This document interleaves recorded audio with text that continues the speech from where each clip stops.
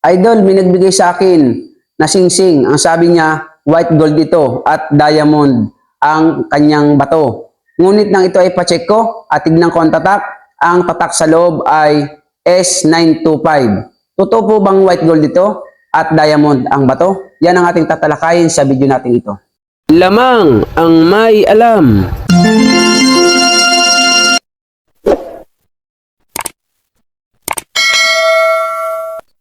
Magandang gabi po sa inyo, mga kaibigan ko, dito sa ating channel, mga idol, dito sa ating channel, More Than Treasures. Nawa po ay nasa mabuti kayong kalagayan at ligtas sa anumang sakit at karamdaman, kapahamakan. Ano po? Shout out po sa inyong lahat. Doon nga po pala sa mga room request na makipag-meet up po sa akin, meron pa po sa Mindanao, ano po?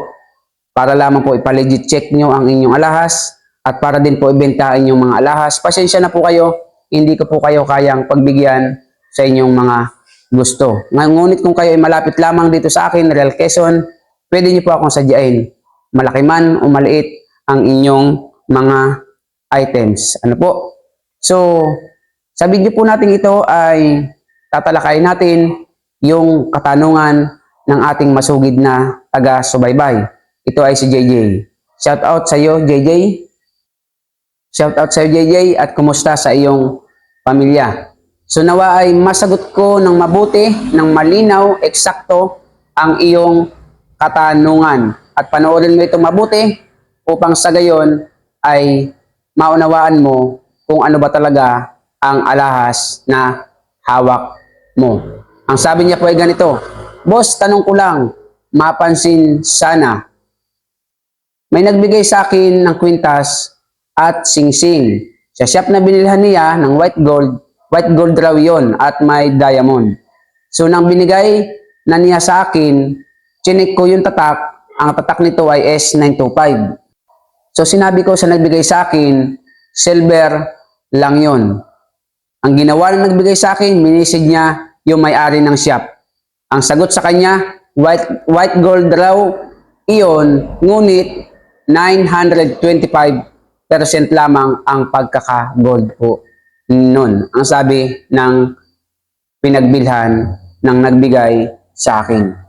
So malinaw dito na si JJ ay binigyan ng kwintas at singsing na kulay puti at ang sabi ng nagbigay sa kanya, white gold daw at may batong diamond daw na naka-setting. Ngunit nang i-check niya ang singsing, ang tatak ay S925.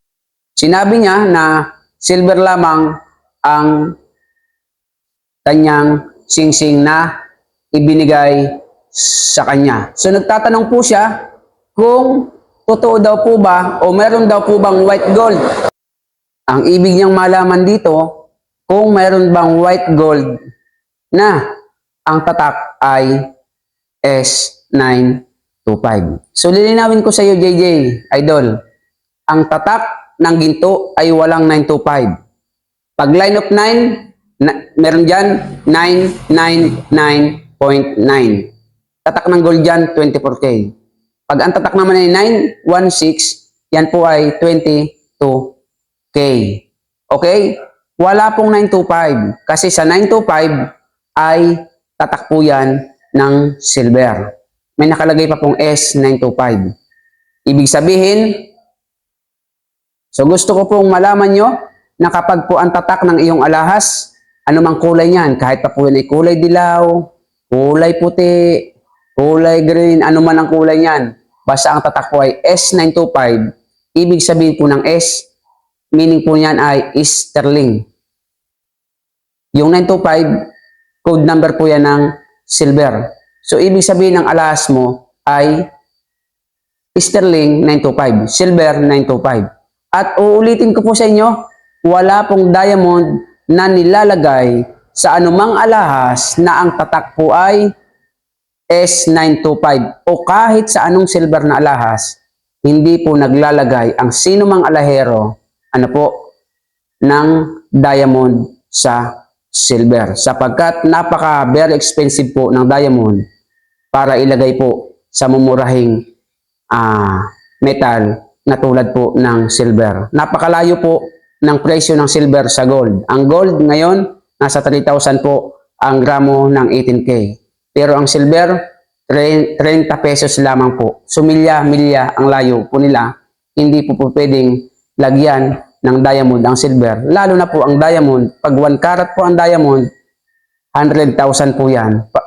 Bakit nila ilalagay sa silver na halagang 30 pesos lamang ang gramo? So malinaw po, JJ, Idol, ang tatak ng iyong singsingman o kwintas na S925, ibig sabihin po niyan, sterling silver 925. At so, doon sa nagbenta sa iyo, o kung kanino man bininta yan bago maibigay sa iyo, na ang sabi, yan ay white gold lamang. Ang sabi nung nagbenta sa iyo, yan ay white gold. Ngunit 925% lamang, sabihin mo, walang tatak na 925 sa white gold. So, huwag ka na rin magalit dahil bigay lang naman pala sa iyo yan. Pasalamat ka na lang dahil mayroon kang silver. Marami pong salamat sa lahat po ng bagong dating sa ating channel. Kung nagustuhan niyo po ito, paki-subscribe niyo po, paki-hit niyo po ang notification bell, pakilagay niyo po ay all upang lagi kayong update sa lahat ng ating video. Pakitulungan niyo po ako, paki-like niyo din po at paki-share. Huwag niyo pong i-skip ang ating mga ads para po tayo ay may konting kita. At kung may mga katanungan, magtanong po kayo sa comment section ayon sa ating video at content. Sasagutin ko lamang po kayo ng ayon sa ating nalalaman. Maraming salamat po. See you on my next video. God bless po. Lamang ang may alam.